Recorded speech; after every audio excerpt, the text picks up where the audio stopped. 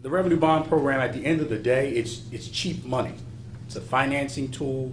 You have a capital project that you need to purchase a building, purchase equipment, you want to do major renovations, all those type of capital expenditures are what you can use tax-exempt bond financing for.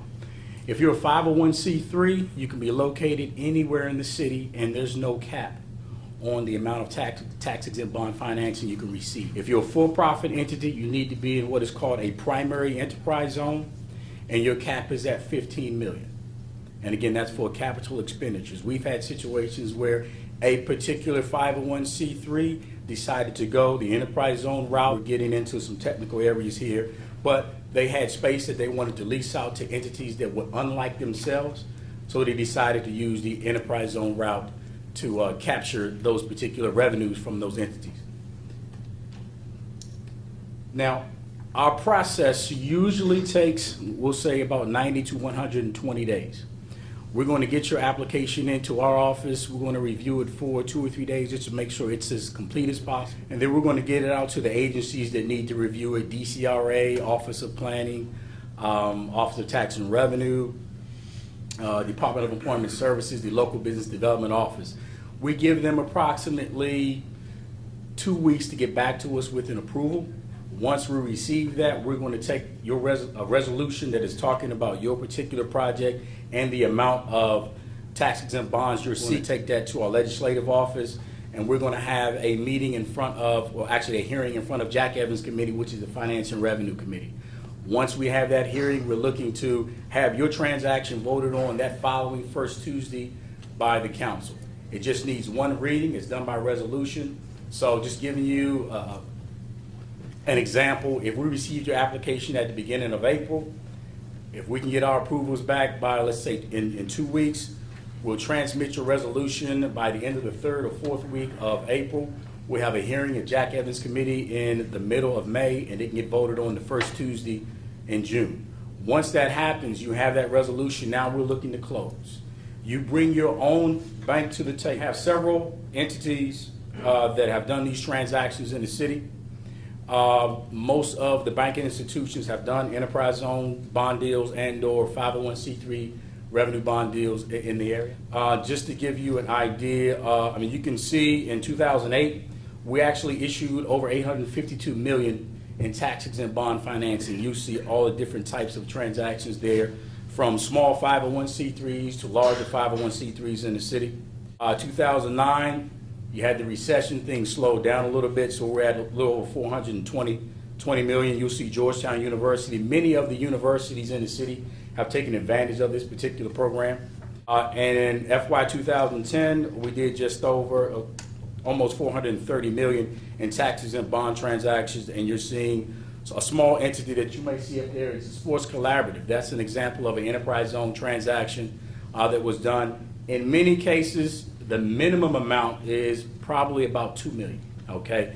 Because of all of the issuance costs involved in this transaction, you'll have your legal counsel, the district's bond counsel, bank's counsel, so the fees associated with this transaction. And what you want to do is sit down and make sure, say, hey, if I'm going to go through this transaction, the cheaper interest rate that you're going to receive for going through a tax-exempt bond transaction, does that translate into me benefiting from the issuance costs that I'll have to pay through this transaction?